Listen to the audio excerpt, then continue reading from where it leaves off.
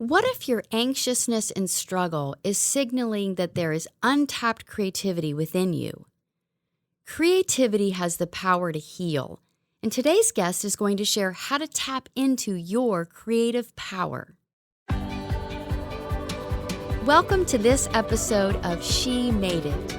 I am your host, Elle Zimmerman, and I am joined by my co-host, Clara. Hi, Hey, Clara. I'm really excited to be here. Yes, we have had a busy couple months. We've been producing a masterclass series on Zoom. That's been really fun, hasn't it? It has been. We've been doing it monthly, and instead of the live events, which we were doing before COVID, it's given us a really cool way to connect with more people. And you've been talking about the Enneagram, which has been so fascinating. I feel like we've all learned so much. Yeah, the Enneagram is like my new thing. One of the blessings of the pandemic is, I think a lot of people sort of looked inside and started doing development or going back to passions. And I've always loved the Enneagram. So I really took the opportunity to dig deeper, and I've been working towards certification. So that's been super fun. And then sharing that on the masterclass. And I just love how the Enneagram opens up so much opportunity for self-awareness, for growth.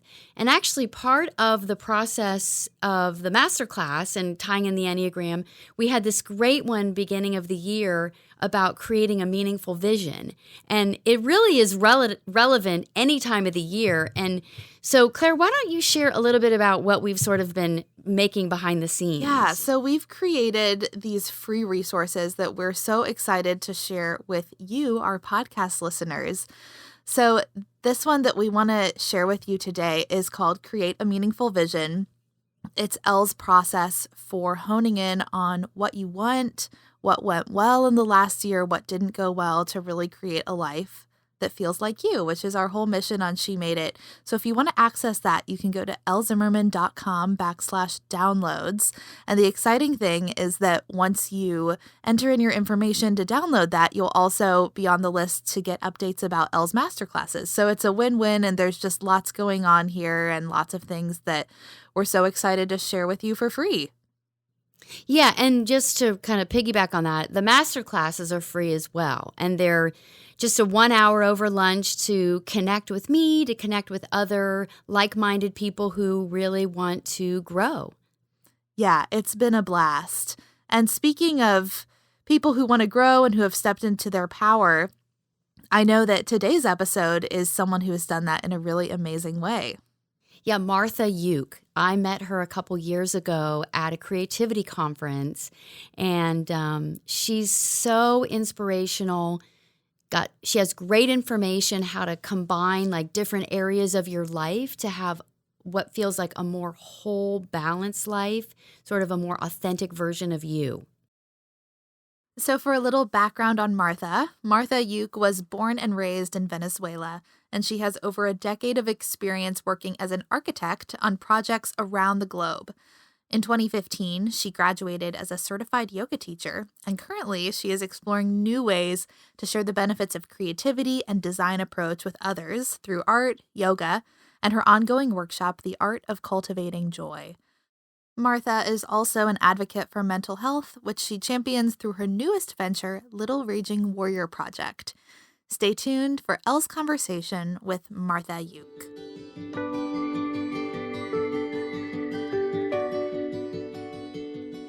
So welcome, Martha.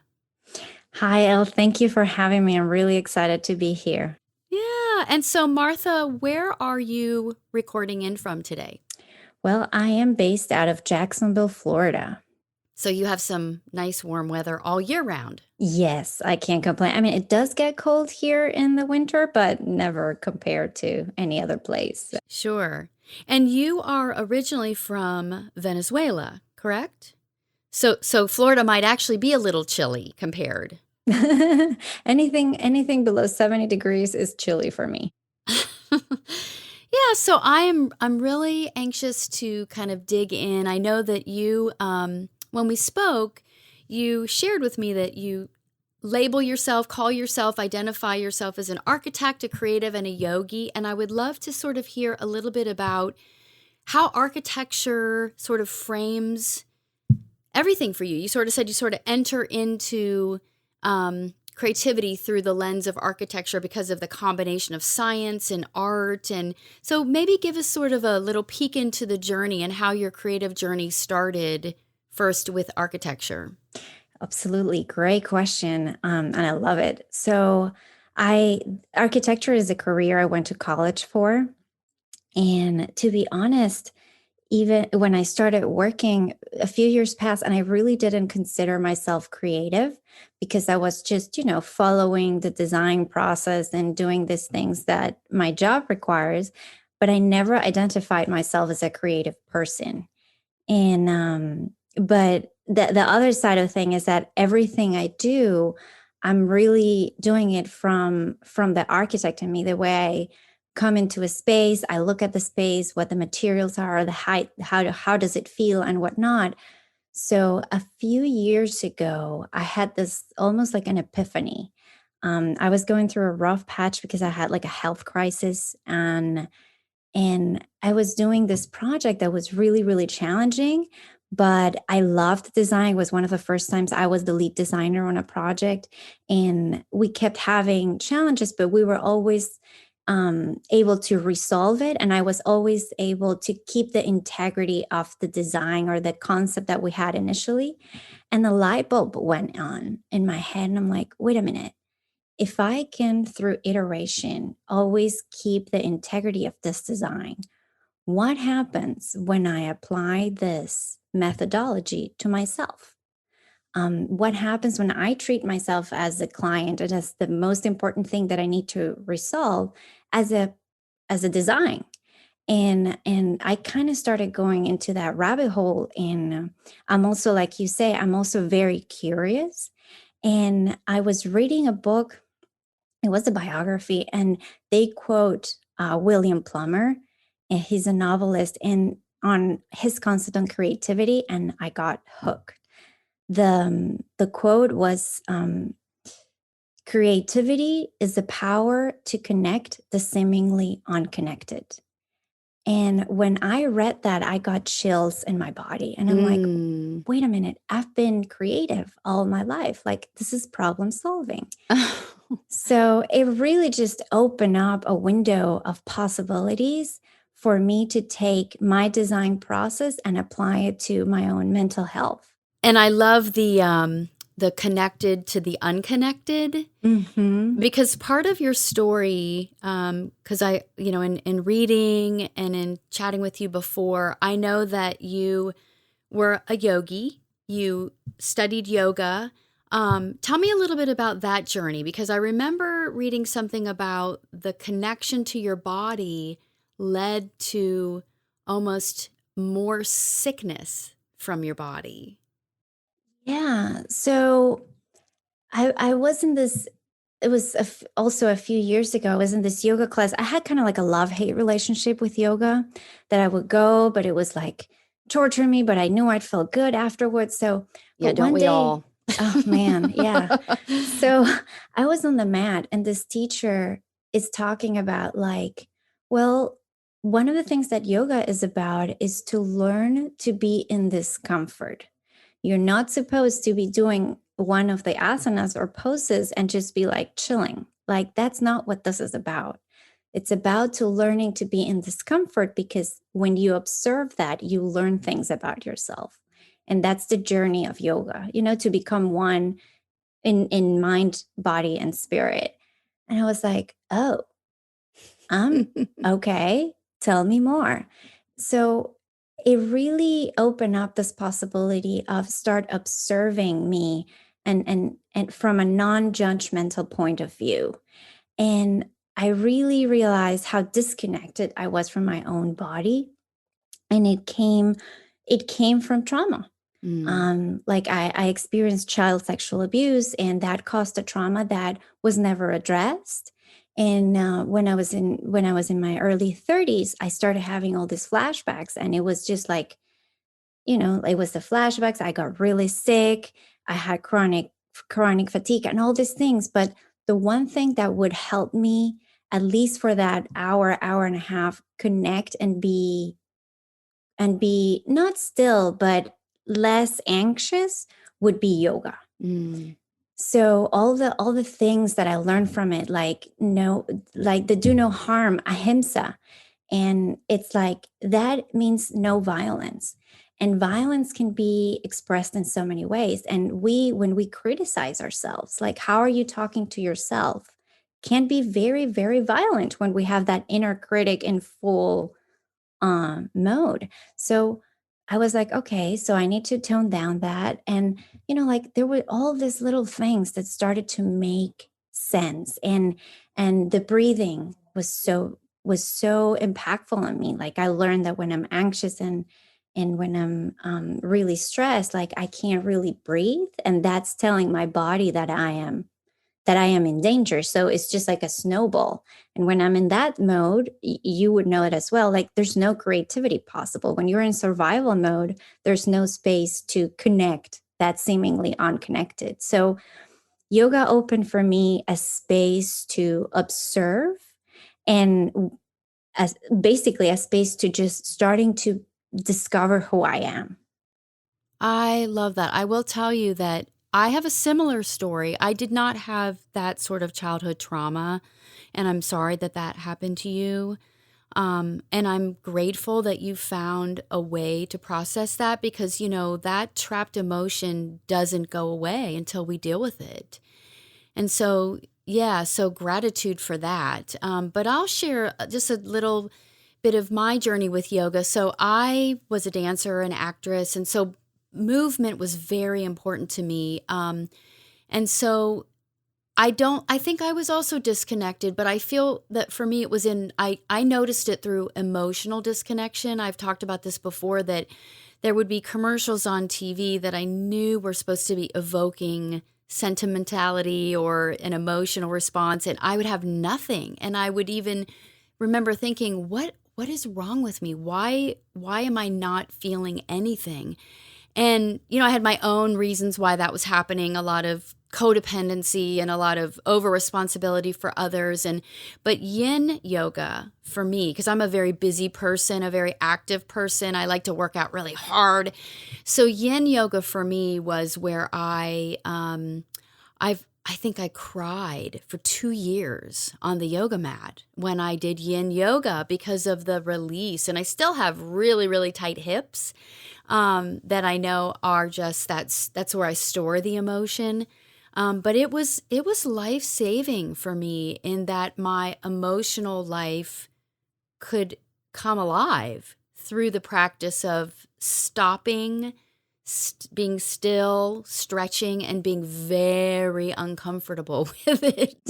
Right? Yeah, yeah. But now you are you went through teacher training as well, correct? Yes, yes. I did the 200-hour teacher training, and I did it not only out of curiosity to go deeper into the yoga journey, but also to learn how to, create to have a practice of my own that wouldn't depend on having a teacher available. Because like you in my work as an architect, like I work long hours, like we have deadlines all the time. So I cannot always make it to the hour and a half practice. But I've discovered that if I stop and I do yoga for 20, 30 minutes, it really helps. Like, and it takes out the pressure of like, oh, I did not do my practice. It's just like, okay, I won't do an hour and a half. I'm going to do 20 minutes, but those 20 minutes are golden. Yeah. Yep. Yeah, and so share with us a little bit about how the yoga practice, the connection to your body, understanding that there was healing that needed to happen, that you got sicker before you got better. What did that look like? Wow, that's a fascinating question. So, and it's interesting because in hindsight, I started with my yoga practice, my yoga training, right when I was diagnosed with cervical precancer, Mm. which is apparently really common, but the way it developed for me was a matter of 6 months, and it was really aggressive, and I had to, like I had to have some medical procedures and whatnot, and that's what kind of like triggered all the memories because everything was so invasive. And it Mm. really, at some point, I remember I was going through the yoga training and there were poses or that we had to do in the different parts of the training that I, just like you, I would either cry, like bawling without even knowing where that's coming from, or just get really, really angry. So the poses, the physical poses, were triggering really intense emotion in me. And I was like, what is happening? Like, I don't know what's going on. And then, they start explaining that, well, I think somebody mentioned to me the work of I can't pronounce his last name, but he wrote The Body Keeps the Score. Oh, yeah, yeah, yeah. I don't, yeah, I'll put that in the show notes because that book has come up for me like 6 times in the last 3 months. So it's something I need to read, apparently. Yeah. It's not a light read, Yeah. just FYI, but it's fascinating how it explains not only what happens in your brain when you go through trauma and what happens in your body. So it was, to me, obviously, it's always the sum of experiences or events that lead to a point of crisis. But to me, it was not lost that the crisis started with a precancer, a cervical precancer. It was not serendipitous. Like, I really needed to reconnect with a part of myself because of the trauma. Mm. So I was already hooked into the creativity jam because that was around the time where Elizabeth Gilbert published Big Magic. And I Yeah. was like, oh my God, this is my thing. Mm-hmm. So I look for a therapist that would not only be able to deal with my type of trauma, but that was also a dance movement therapist and an art therapist. And she helped me put the pieces together through my art. And that's how also then my project was born, The Little Raging Warrior.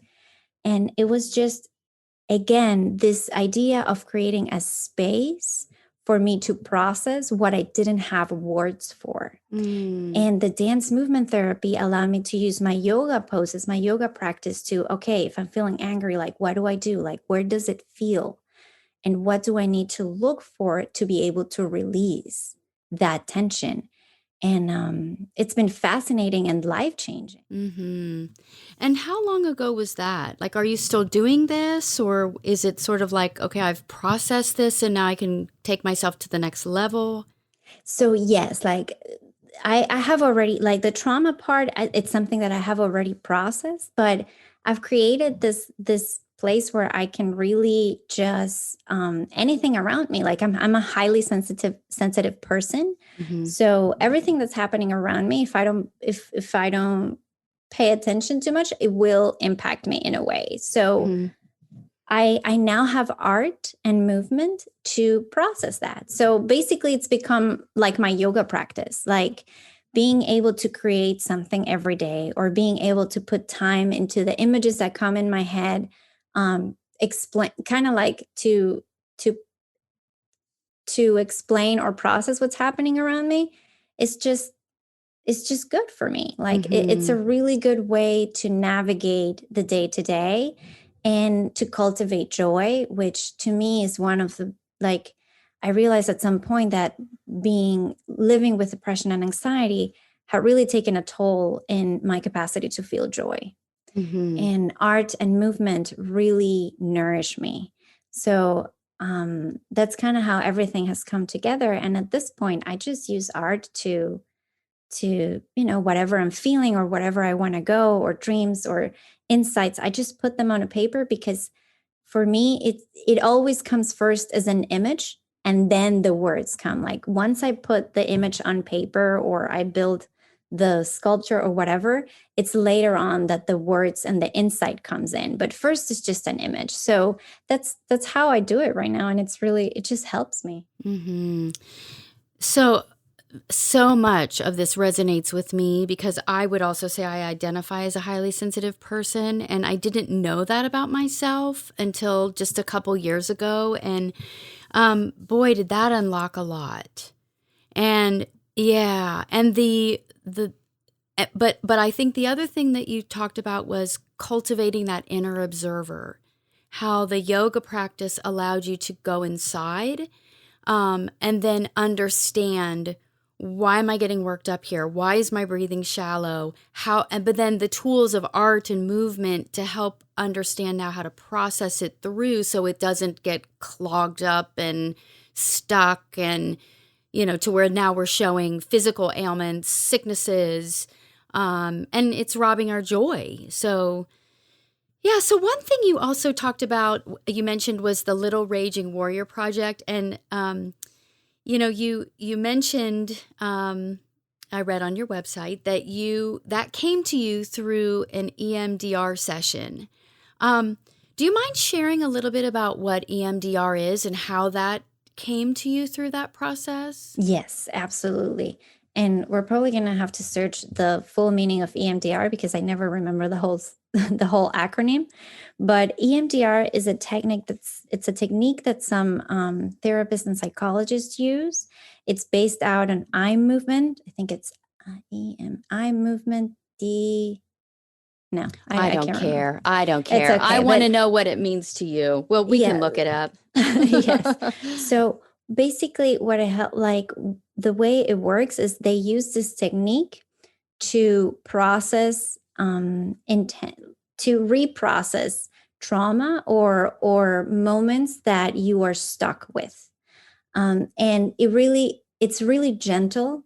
You don't really have to relieve the trauma. They just walk you through. The therapist will first create what my therapist calls the container, which is getting to know you, understanding that there is a space to process things and there is a space to be safe, to put those memories or emotions in kind of like in this container, in this box, and then you little by little you take them out and you take care of them through this EMDR process, which is eye movement.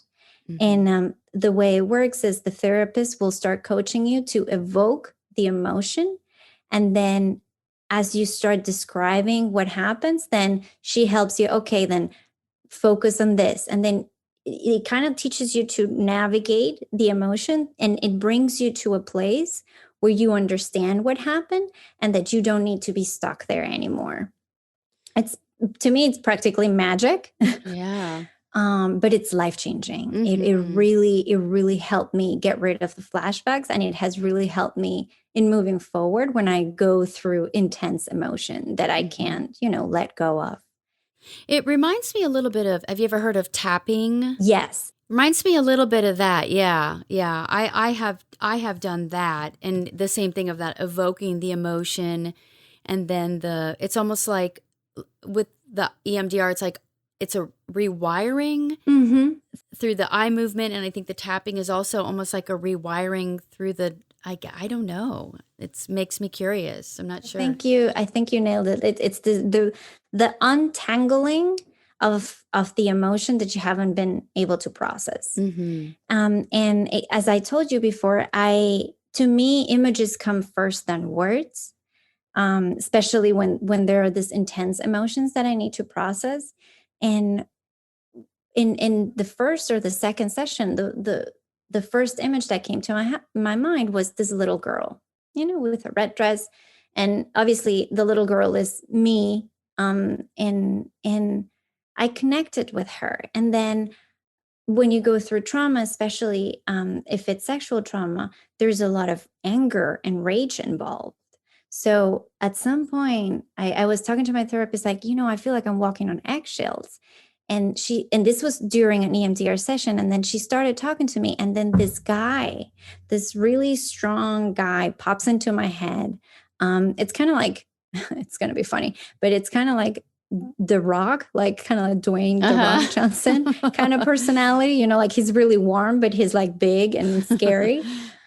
So this image pops up and I call it the rage, and he would take care of me, and everything that I wanted to, just rage about, he would do it in my mind. And then I think 2 or 3 sessions later, it's this warrior that shows up, this like Japanese, I'm obsessed with dragons. So it's like kind of like a ninja dressed woman warrior. that would come in and slay all the monsters that were in my head. And so I had the little girl, I had the rage, and I had the warrior. So at some point I'm like, there is something here. And a few months after, I decided to share all the illustrations and all the art of the process that I had done with my therapist. And that's why I call it the little raging warrior. Oh, I love that. And I'm also very petite, so it Yeah. works well. Yeah. Oh, I love that. So what does the Little Raging Warrior Project do now? Like it was your expression, your experience. Because I'd love to share with where people can find it, or sort of what are you doing with that? Yes, absolutely. So the Little Raging Warrior right now, it's a project that I have on Instagram. I started it with 100-day kind of like format. I called it the 100 Days of Healing, and basically is sharing my experience on how yoga and creativity have helped me not only process trauma, but learn to navigate the life and life challenges in a way that I can feel joy. So it is through art and the insight that have come through the pieces that I make that have helped me heal and understand and gain the emotional vocabulary to just be able to, walk in life every day and be able to deal with it without having to be stuck.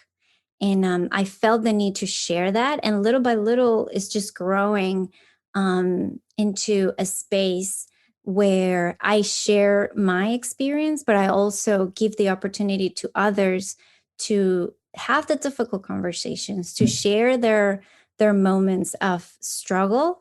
And it's just, I'm kind of, I have it and it's growing, and I'm really interested to see what is it going to turn out to be. Because little by little, people just start identifying and connecting with the pieces and the work and the words that I use to describe them. So that's basically what it is. Yeah. So it's just sort of, you're just going with the flow with it a little bit. Yeah, it's sharing the healing through creativity and helping people. And this is why I connected with the stuff that you do. It's helping people to understand that we're all creative. This is not something that is reserved for a selected few. And creativity is available to all of us, is not finite, and it can be used for good. Yeah. Amen. I know, Martha, you and I met a couple years ago. Actually, you mentioned Elizabeth Gilbert and Big Magic, and we got connected through an event that Elizabeth Gilbert and Martha Beck led. And I guess, can you share with me a little bit about what you got out of that experience, what you love about Big Magic, or, did things change for you after that, or? Absolutely. And I think I'm still going through the ripple effect of going to that workshop. It was really powerful to be, I think we were like 600 of us, to be in the same room and listen to Martha Beck and Elizabeth Gilbert talk about creativity and the different tools they shared with us. It really clicked something in me. And actually, I launched the project Little Raging Warrior because of that workshop. Like, I gained the courage and the inspiration to really put this project out there. And I've also made some friendships that I still have today, that with similar people like me, like, you say you're highly sensitive, creative, you have like, there were so many of us there, that it was just beautiful to see that I'm not alone in my experience, that there are more people that feel the same way, and there is a benefit in sharing. So I think I'm still living the after effect of going to that event. And Yeah. now, a few years later, we're having this conversation and we both were there. Right. Yeah. For me, because I had read Big Magic and read other Elizabeth Gilbert books. I wasn't that familiar with Martha Beck, although since then I did read Diana herself, which I love. Yeah. I read it twice. The first time I zipped through it, and the second time I sort of like savored the deliciousness of it. Mm-hmm. But what I loved about Elizabeth Gilbert's part was in her book, she has the principles of creativity, or, the big sort of like resistances, perhaps. And then she had us write the letters, and the letters to our principle, which was granting us permission, or the letter to our imagination, or our inspiration. And so that was very transformative. And then sharing it with the woman sitting next to me, and the instant bonding. And I think, like you said, the number of relationships that were created due to the I don't know, the depth of interactivity, even with 600 women, it was really powerful for me as well. Yeah, and that you mentioned, the letters, like that's a tool I still use today. Like it's because it's so powerful, and I share it with everyone that want to talk about this. I will share it with them because it's so powerful. Like last year during the pandemic, I did a few of those letters because, it was intense, especially here in the States with the political climate and the pandemic and whatnot. And if you're somebody who struggles with mental health or has anxiety, that is such a powerful tool, because going back to our initial conversation, it really puts you in a place where you are the observer, and you are curious about, okay, what am I feeling? And sometimes I don't know what the emotion is until I finish the letter. And sometimes I do know what the emotion is, but I don't know what it wants from me. So it's by doing that writing exercise that I'm like, oh, so this is what's happening. And it really helps, just like art therapy, it really helps put things that are stuck in your mind into a piece of paper, and again, observe it in a way that it's not judgmental or critical. And it allows you to really it takes a weight out of your shoulders. It's such a powerful tool. Yeah, we get caught in loops. We start telling ourselves, and you started earlier in our conversation about that inner critic and the negative and the things we say to ourselves. And just for those of you listening that haven't read Big Magic, the concept is to take your fear, or maybe anxiety, or maybe, it could be sadness. For her, it was specifically the resistances that are holding you back from your creativity, but you could do it really with any big emotion or any big area, and you just address it, like, dear fear. Mm-hmm. I guess, how would you describe it, Martha? Because sometimes I say, I'll say things like, dear fear, reveal to me what you would have me know. Or, I do a lot with more positive emotions, but I guess how would you describe it? So, and you're pretty close to it too. And also the way I use it, and I use it for both. And I don't like to categorize emotions in good or bad, or positive or negative, because they're really just information about how the environment that we are in is affecting us. And they're all completely valid. There is not one that is better than the other. They're just a response for us to understand how the environment is affecting us. Thank you for that. Yes. Yeah. But there are very complex emotions like grief, like fear, anxiety, rage, that just because in our culture, there's no space to feel those things. And especially for women, and some for men as well, that writing down from a place of, for, like you said, fear, like it's not even dear fear, it's the fear talking to you. So it's more like, dear Martha, I am your fear, and I'm here to tell you. And it's, the things that come out, and I'm like, whoa. And it's because, again, you are stepping out of that entanglement in your head, and you're just allowing it to speak, because it's speaking to you. And interesting enough, I've done it with grief, which is really powerful, because the grieving process, it's very complex, and it doesn't have a timeline, or it doesn't, it's not something logical. It just comes to you, and you have to feel it, and that's it. But I've also done it with joy. And I think we did that with Elizabeth at the workshop, like, dear Martha, I am your joy, and I'm here to tell you, and I learn so much about the things that really bring me joy that I had not been conscious about. So one of those, like the little things that bring me joy, for example, like it's the first sip of coffee in the morning.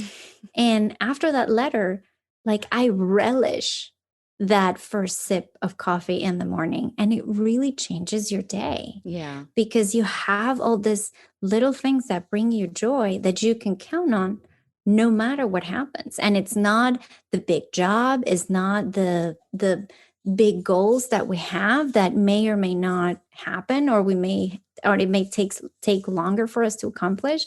But there are little things that really are nurturing, that once you bring it into your awareness, it's magical. Mm-hmm.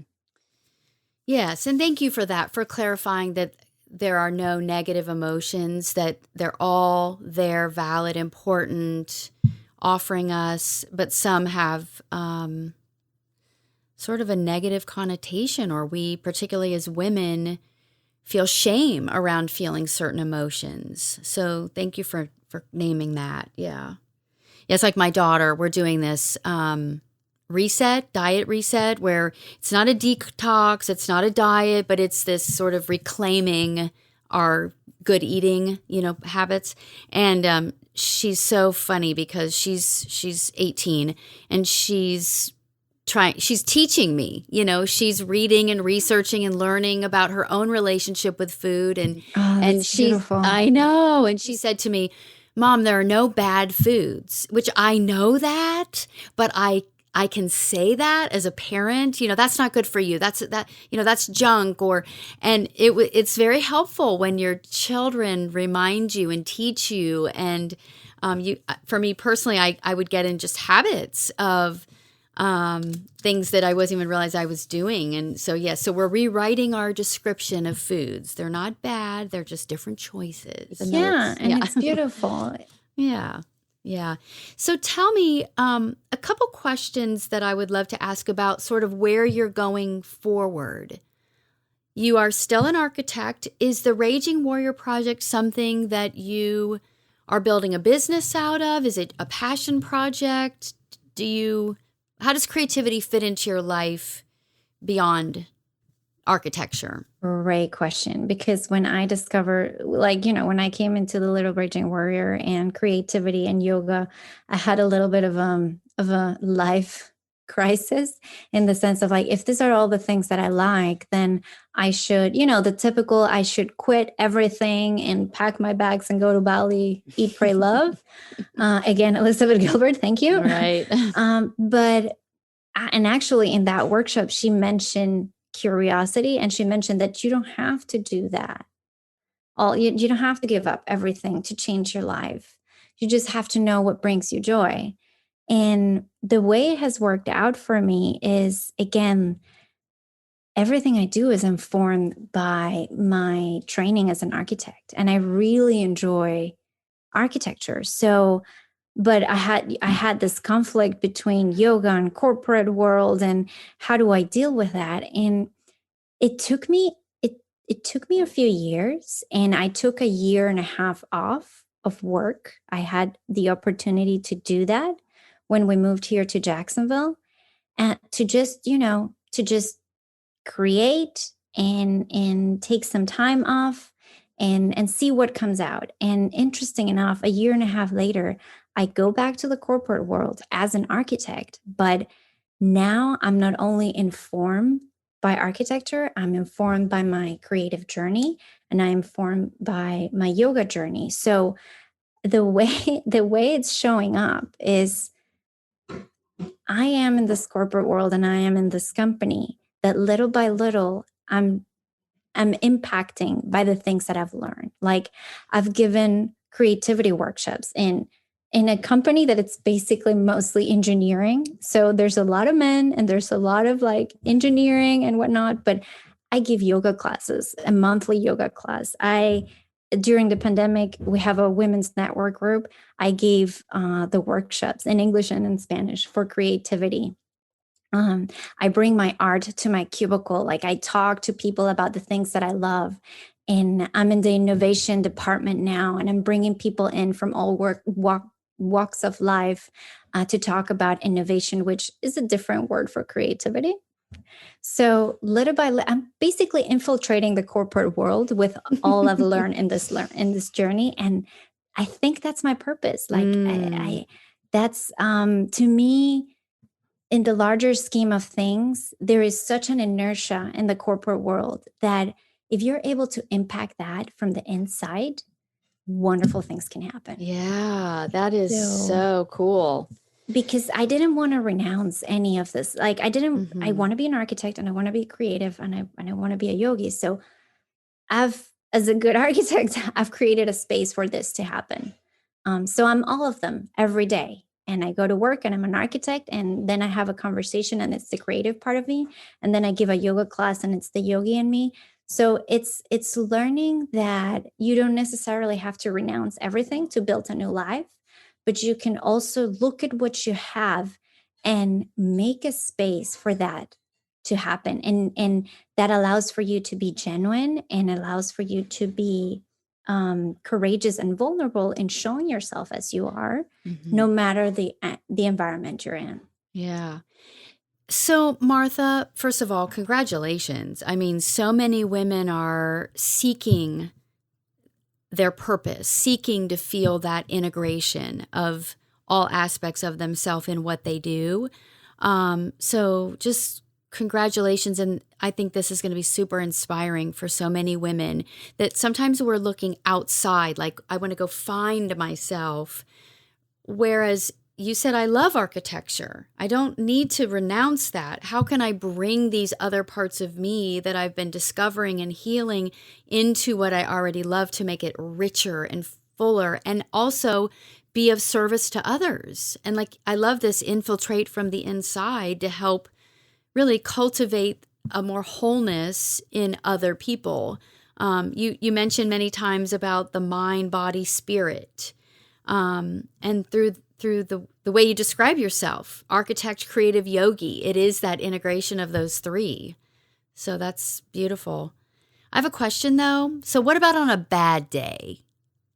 What about the day that the overwhelm gets ahead of you and the breathing is shallow, and how do you support and self-care for yourself now? Okay, great question. I guess because we are humans, we make mistakes, we fall into our typical patterns. And the way it works for me now is if I find myself, I think it was at the beginning of the year, um, I felt really overwhelmed, and I started, being anxious, and I started behaving very like I was over functioning.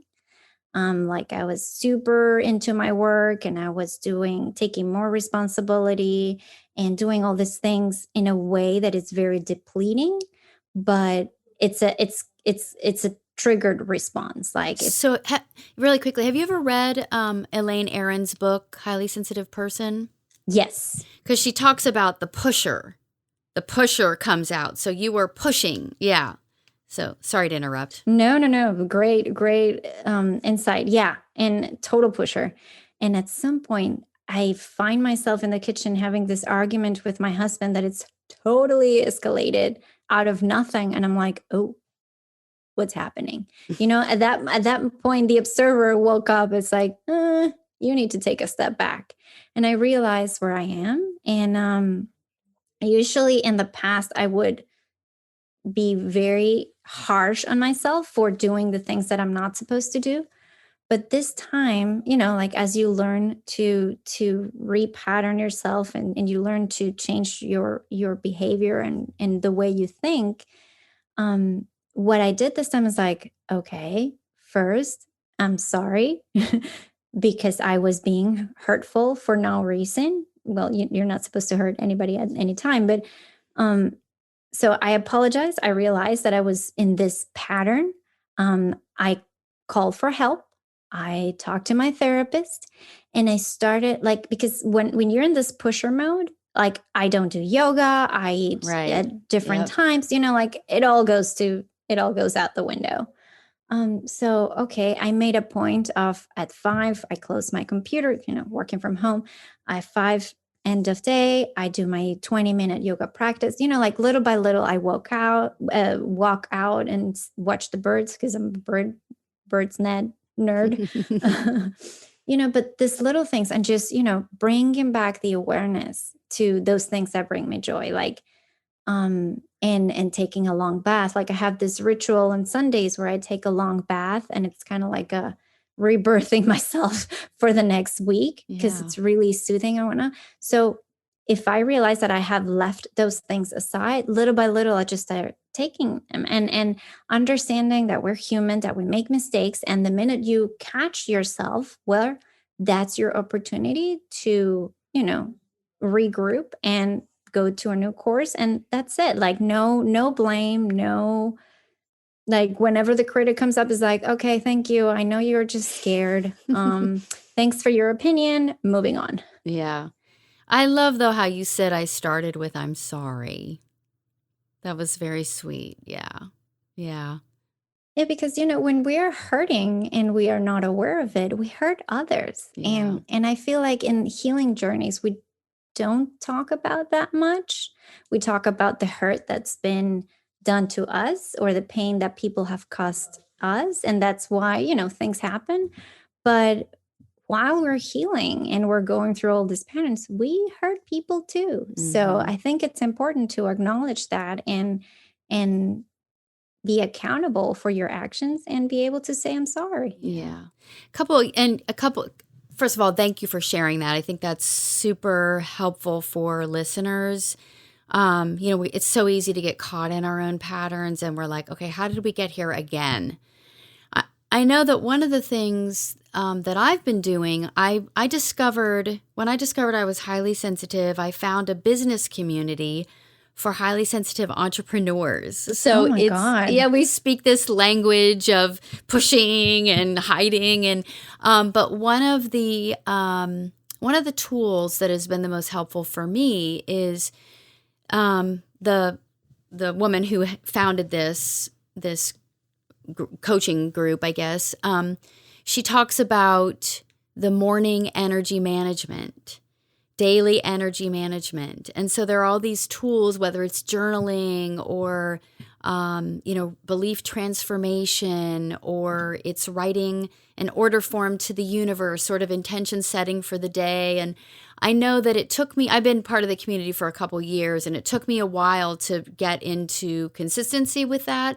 But boy, once I did, if I miss a day, like for me, it's like eating. I have to eat every day to stay fueled, to stay energetic. And so I'm now in such a routine of this energy management. Also meditation has become very consistent for me. It took years to get consistency, but I know that has to be like a non-negotiable daily practice. But like you said, life gets busy and we let that go and we feel good. And so we think we don't need it. And then we get caught back up with. So, yeah. No, I hear you. And that's great. Like journaling. You mentioned a few things, meditation and journaling. They are so powerful. Yeah. And for you, art and movement. Yeah. Yeah. So as we wrap up today, I've loved this conversation. It's like you're speaking my language. So I have a couple questions, and these are maybe quicker answers, kind of like the first thing that comes to your mind. So because our listeners they're curious about the journey in between that seeking that creative purpose. So I'd love to know, when did you feel like you made it? Hmm. So I think it was the moment, and I think it was last year during the end of the world when I was able to share my creativity workshop or creativity work with my colleagues at the office. I think that's when I was like, oh, I'm in the right place. Like I'm working in what I like and I'm sharing my insights. And at the same time, I'm also showing myself as who I am. So I think that's the point. It was last year. I've been working for Beautiful. it, but I think that last year was the kind of like that aha moment. It's like, oh, Yeah. So when do you feel like you'd never make it? when do I feel that? Or when did you? How about when did you feel like you'd never make it? Oh, okay. Now I understand. I would say a few years ago, also in a corporate job, but it was a very toxic environment. And I thought that I didn't know I could find a space for all these things. And I thought that I had to choose.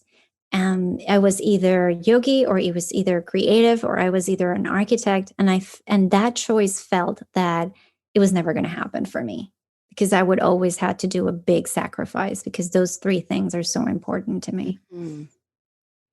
What are you most proud of that you've made? Most proud of, to be honest, to be able to have these conversations. That is the thing that I am most proud of, and also being able to experience my own emotions and the things that happen in my life fully, no matter how intense or painful or joyful they are. Having the capacity to feel that, I'm super proud of that. I love it. I'm just smiling. Oh, Martha, very, very inspiring. And I know that to be where you are to say this is what I'm most proud of is because you've done the work. There was a lot of work. Yeah. It is. It is a lot of work. Yeah. But it's worth it, man. Yeah. Like we end up missing so much when we don't look inside and see what's happening. Yeah. That it's worth it. Yeah. So as our final wrap up, I would love for you to share is how can people stay connected with you? I know we mentioned Little Raging Warrior. Is there a website? What's your Instagram handle? So you can find me on Instagram. My project is Little Raging Warrior, and that's on Instagram, and you can connect with me through that. I'm also under my name, Martha Lluch, and my website, both Martha Lluch and Little Raging Warrior, where I share all the healing through creativity journey. And then on Martha Lluch, you can see all the other things that I do. Yeah. Well, we will share those in the show notes as well so people can link directly to them. It has been such a pleasure. I really, really have enjoyed this conversation, and I'm so glad we both made the choice to go to Arizona one April a couple years ago to listen to Elizabeth Gilbert and Martha Beck, because here we are. Yes, me too. Thank you so much for having me. This is a great opportunity and a great joy. I really enjoyed our conversation. Thank you.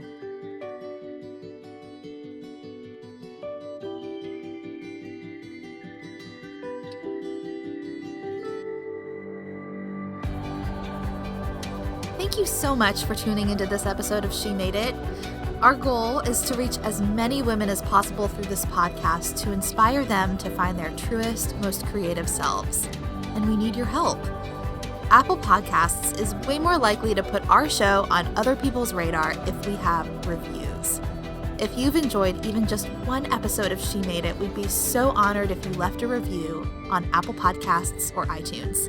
It's easiest to do this through the Apple Podcasts app on your phone, and if you're not sure how, just go to elzerman.com/review if you need some instructions. Thank you so much in advance. We cannot wait to hear from you.